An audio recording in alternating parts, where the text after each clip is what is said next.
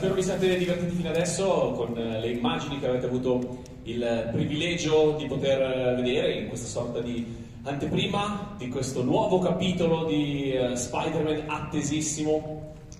50.000 adesioni appena sono state aperte le prenotazioni online in meno di 12 ore, fanno capire quanta attesa c'è per questo film, il successo di questo personaggio che è enorme. Siamo arrivati all'8º capitolo di questa saga. In questo capitolo c'è un cast incredibile: Tom Holland, Zendaya, William Dafoe, Jamie Foxx, per citarne alcuni, Benedict Cumberbatch, insomma grandissimi attori per questo nuovo capitolo e tantissime novità che faranno, credo, impazzire i fan di vecchia data di Spider-Man. C'è questo multiverso che avete iniziato un po' a scoprire, in cui tutti i cattivi, anche i cattivi della storia di Spider-Man, possono ritornare per cercare vendetta. E poi la notizia forse principale in questa nuova trama, cioè l'identità di Spider-Man che viene rivelata. E quando l'identità di un supereroe viene rivelata è la fine. Quando tutti sanno chi è il supereroe, per il supereroe è la fine. È come se tutti conoscessero il numero di Diletta Leotta di telefono, no? Cioè, insomma, diventa come se tutti conoscessero le ultime 3 cifre della carta di credito di Cristiano Ronaldo. Sono quei segreti che vanno protetti fino alla fine, però insomma vedremo come ne uscirà Spider-Man anche in questo caso. Siamo in una location meravigliosa che ci ha messo a disposizione, oltre che la sua storia, anche una grandissima tecnologia, una sorta di multiverso che vedete alle mie spalle e che ci permetterà di poter chiacchierare, soprattutto permetterà a voi di fare 4 chiacchiere e porre le vostre domande al grande protagonista di questa nuova fase della saga di Spider-Man, protagonista che è qui con noi in un certo senso. Fate un grande applauso a Tom Holland!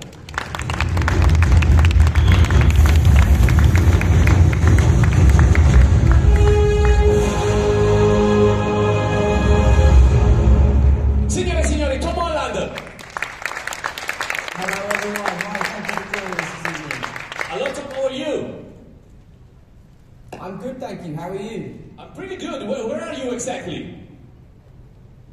I am in Los Angeles, but my brain and my heart is with you guys in Rome. Okay, you're in Cinecittà Studios with us. And are you excited about this new chapter of the saga? I mean, it's incredibly exciting. We've all been working so hard. I mean, you know, these films aren't just solo films. They exist in a universe that requires you as an actor to navigate different storylines, different franchises. So it's been a lot of work to finally get to this moment. This culmination of these you know, universes and characters is really rewarding, and to be here today promoting the movie is that much more rewarding. So I feel great. I'm very excited to talk to you guys about it and give you all the inside goss. So thank you for having me today. Sit down. I don't know if in this kind of multiverse that we have, you can find a stool or something to sit down. But if you can, we start with a Q&A, ok? Ok, allora lasciamo sedere Tom Holland, si cerca uno sgabello, si mette comodo, così possiamo iniziare con le domande da parte della stampa. Ok, lasciamogli il tempo di trovare una seduta. Immagino che avrete tante curiosità, sicuramente il tema dell'identità svelata sarà ricorrente nelle domande. There you are, Tom. Ok. Hello. Hello once again, so I think we can start with the questions. So, prima domanda dalla sala. Vediamo chi ha qualcosa da chiedere a Tom. Tom, we are starting with the first question. Okay, let's hear it. Sì? Se siete pronti andate, ragazzi. Sì, vai in italiano, come vuoi.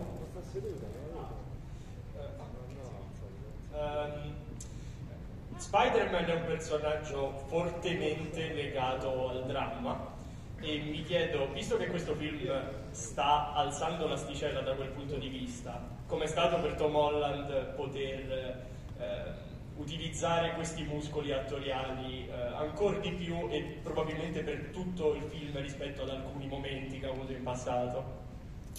Okay, they ask, Spider-Man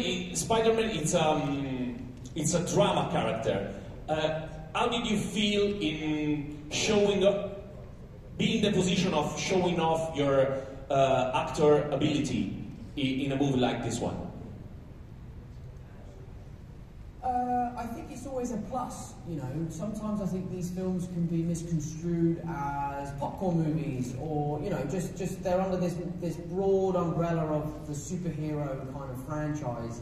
So when you get to find a character, and especially a script like the one that we are promoting today, that is incredibly dramatic, that does require me to perform to, you know, my highest capabilities, it's really, really exciting. It's really exciting. And, you know, there are scenes in this movie that I am, as an actor, incredibly proud of. You know, there's a scene in particular between Zendaya, Jacob, and myself, which is really beautiful, and I think will really touch audiences when they see it. So yeah, so it's a wonderful luxury to be able to carry the gravitas and the weight of the drama of these films. But that said, you know, they're also really light-hearted, they're very funny, they're full of heart. So, you know, it's a perfect balance. Cool. Next one. Aspettate, non so se avete... Sì? Chi ha il microfono può parlare. Allora, sì. Valerio Cappelli, Corriere della Sera, buonasera. Volevo sapere, parlava del peso di questo film. Io volevo parlare del peso e della responsabilità del suo ruolo, nel senso che in fin dei conti è uno sprone per milioni e milioni di suoi coetanei a uscire allo scoperto, a uscire dal chiuso, a uscire dal guscio, a non chiudersi. È un invito a non chiudersi, no? Volevo sapere cosa pensi di questo punto, se sente questa responsabilità, questa possibilità di influenzare i giovani. Grazie. Okay, they want to know how do you feel the responsibility towards millions of young people that are pushed to come out in a way, to come out of their shelf. I mean, it's a huge responsibility. Playing Spider-Man is definitely much more than just having a job. I think there are kids out there that, you know, might be struggling for various different reasons, and they look to Spider-Man for the way forward, or for a moment of levity, or just to escape from their own lives. You know, that's the wonderful thing about cinema, is it really is an art of escapism. So for me, that responsibility is something that I wear proudly, and something I take very seriously. You know, for me, what's more important about this film than, you know, breaking box office records or stuff like that is touching people and making fans around the world feel like they are a part of something bigger, and also making them feel like they're part of the family. You know, we really do make these films for the fans. I hope through the course of this press tour, the world has really seen that we're just really excited to bring some joy to the world, especially after the last couple of years. So we're incredibly excited, and obviously the responsibility is something we all take very seriously. You started being Spider-Man at 20, you're 25 now, right? Yeah, I started being Spider-Man when I was 18. Way better. Is there anything that Spider-Man gave to Tom Holland? I mean, the list is endless. I could roll the list out, you know. It's changed my life. I've met friends and had relationships that will go on forever, that I'm so grateful for. I've learned life lessons throughout the last 6 years of how to be professional and how to be respectful and how to manage a life of fame and also a life of creativity. And, you know, it's been an endless lesson for me. What's been quite interesting, though, is that Spider-Man 3 is about Peter Parker dealing with fame. And that's obviously something that I've had to deal with. So the previous two films, I feel like I've been learning from Peter Parker, whereas in this film, I feel like he's been learning from me because he's going through something that I've already been through. So it was a nice parallel for us to kind of share the responsibility, myself and the character. But it's been great. Great. Next question. Eccomi. Volevo chiedere questo.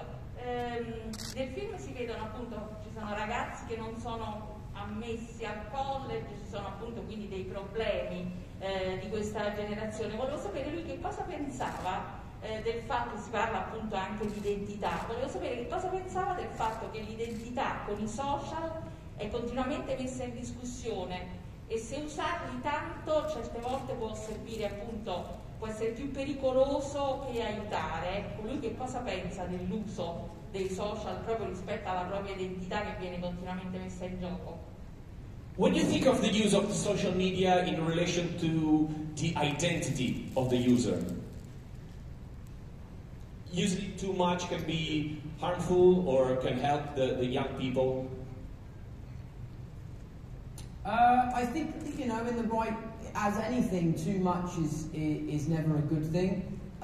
You know, when it comes to social media, I do think, you know, we have a responsibility as, you know, people in the public eye to kind of show our real lives. I sometimes think that we can portray that we live these lives that are unobtainable to young people. I think that Instagram can be quite dangerous, and not just Instagram, all social media. I think it can be quite dangerous that young kids are giving off this this kind of fake life that they're living, and then you have these younger kids who are constantly chasing that life, but what they don't understand is that life isn't real. You know, when it comes to social media, everything that everyone posts goes through a criteria of things they have to hit. Sorry, I'm not articulating myself very well, but I think you all understand what I'm trying to say. I do think it's dangerous, but I also think it has a place that can be really supportive. You know, we have a charity that we run, and through that charity we're able to raise money from some amazing causes, and we wouldn't be able to do that without the help of social media. So it's a double-edged sword. Next question.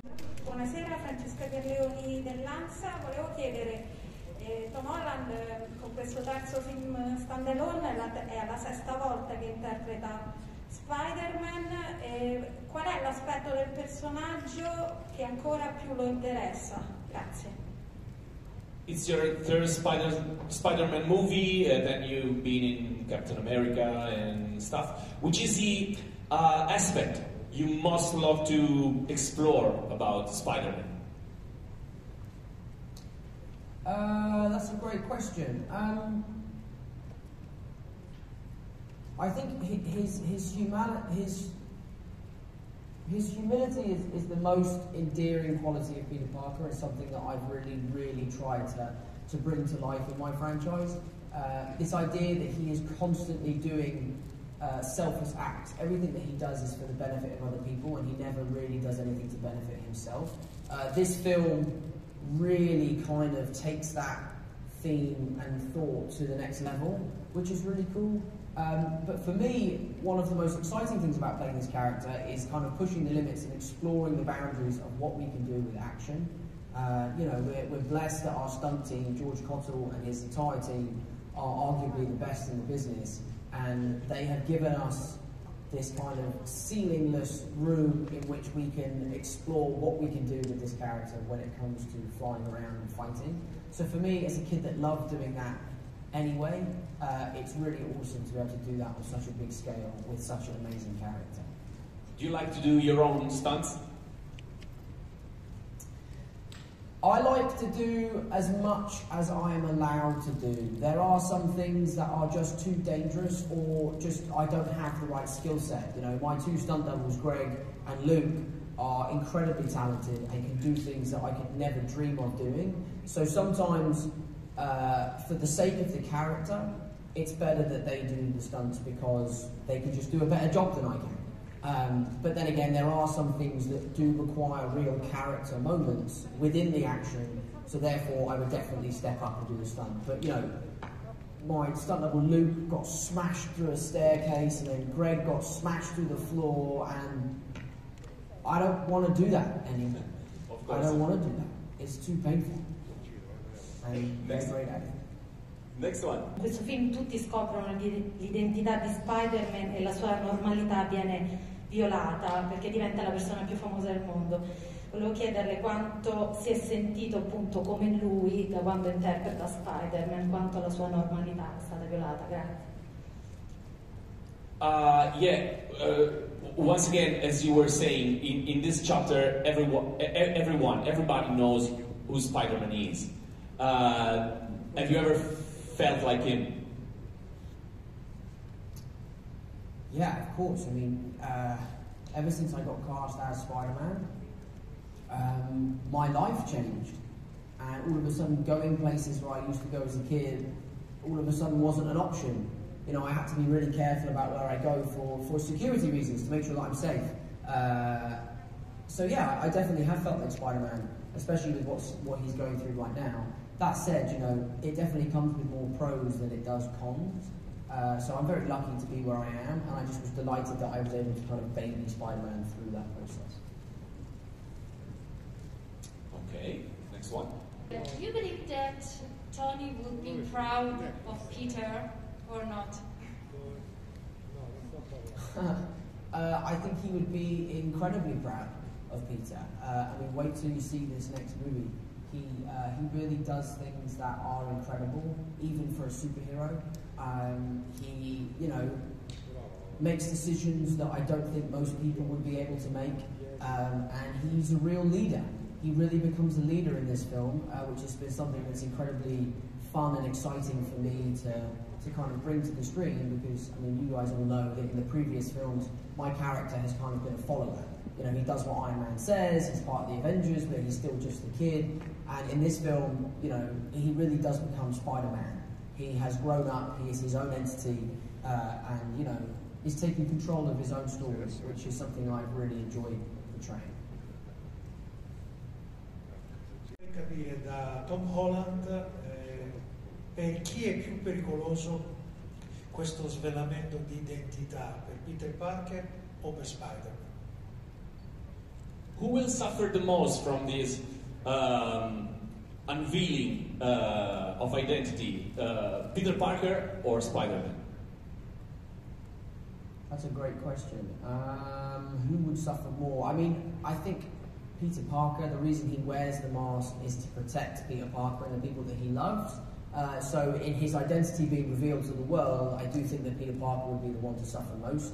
The nice thing for me, as an actor playing this character, is it meant that I got to do a lot more action without the mask on, because now the world knows who Peter Parker is. I don't have to keep my identity a secret, meaning Tom Holland on set doesn't have to wear the mask all the time, which is actually way more comfortable. So that was a plus side, but I think Peter Parker is definitely suffering from this news. Sony have made decisions about characters that hasn't necessarily been well received by the general public, but then when they've seen the film, they've fallen in love with those decisions. Every decision we make at Marvel and Sony is calculated and done for a reason, so I hope that the fans enjoy this new aspect to a character that we know and love so well. You know, so I'm really excited to see what fans think. What I think they will think, I don't know. I don't know the answer to that question, but I know that I'm very excited to see their reactions. And, you know, for me as an actor, challenge and change is always a good thing, because it means you're doing something new. So I was very excited for this piece of information, but very worried at the same time. Il tuo Spider-Man parla soprattutto di crescita. La sensazione è che No Way Home avrà un grande impatto sulla crescita del tuo Peter. Che cosa ha significato per te crescere con questo personaggio? E un'altra domanda, visto parlando appunto sempre di crescita e di generazioni, come è stato recitare al fianco di alcune vere e proprie leggende dell'universo cinematografico di Spider-Man come Alfred Molina e William Dafoe? Grazie. Okay, this new chapter is a lot about growing up. So how did you grow up with Spider-Man, and how was it to be able to act side to side with great Spider-Man icons like William Dafoe, for instance? It's been incredible. I mean, I've grown up watching the Spider-Man movies. As a child, he was always my favourite character, so to bring him to life myself has been a huge honour, but then to get the opportunity to share the screen with some of my favourite villains from the past has just made that reward that much better. It was really interesting seeing them kind of embody these characters again. You know, I think Willem, it had been over 20 years since he played the Green Goblin. So it was amazing. It was really amazing. They were very gracious, very kind. They made the experience that much more enjoyable. And I think fans will love the nostalgia of seeing these characters come back to life, but also love the changes that we've made to their characters in order to give them a kind of fresh take. Non ti sento? Ciao, eccomi. Ciao Tom, volevo chiederti, visto che si parla di multiverso, se per questo film ti sei concentrato studiando anche maggiormente i fumetti e magari se ci puoi dire qualcosa di più anche sulla relazione con Doctor Strange, con il signor Doctor Strange. Okay, in this new movie there's the multiverse, so they want to know if you studied the comics a little bit more, and what's your relationship with Doctor Strange in this chapter? I didn't necessarily dive into the comics of the multiverse just because it's such a huge thing. It's hard to pin down the right storylines to read. And also, John Watts, Kevin Feige, Tom Rothman, and all the producers at Marvel have such a good understanding of these storylines and these comic books that part of the work has already been done for you, which is a real nice thing as an actor. It means I have to invest work, which is great. And as for the relationship with Doctor Strange, he's not so much a mentor. Everyone keeps thinking that he seems to be like the replacement to Tony Stark. He's not a mentor, more of a colleague. He's just a friend, a fellow Avenger, someone who has the tools that Peter Parker needs to fix his problem, so he goes to him to ask for help. Unfortunately, that favour goes horribly wrong, and the multiverse is opened, and all these villains come back, and they're trying to kill Peter Parker, which is obviously terrible. But I think his real role model in this film, and has been a secret role model for the previous two films, is Aunt May. I think Marissa Tomei's character, Aunt May, has had a wonderful arc, and is an incredibly powerful character, an important character in Peter Parker's life. She's a single mum, so she's a real superhero, and it's amazing to see how her character has blossomed in this third film. Ok, non abbiamo più tempo allora per le domande. Arca miseria, eri lì pronta. We ran out of time for the Q&A from the press. I got the last one, which is from social media users. They want to know, did Tobey Maguire and/or Andrew Garfield give you any advice about how to be Spider-Man? I think, the advice from those guys came from me watching the films. We hadn't spoken before, I started playing these characters, but I did grow up watching their films, so all the advice I needed, I got from their movies. Okay, Tom, I think this is it. I really felt like you were here with us, so thank you very much. Amazing, thank you, I appreciate it. Before you start glitching, I don't know how this multiverse is functioning. Okay, yeah, you're glitching, can you see it? Ok, non si glitcha, non si sente più l'audio. Grazie mille a Tom Holland per essere stato con noi. Spider-Man No Way Home è in uscita. Grazie mille a tutti per essere stati qui questa sera. Buon proseguimento di serata e buon divertimento.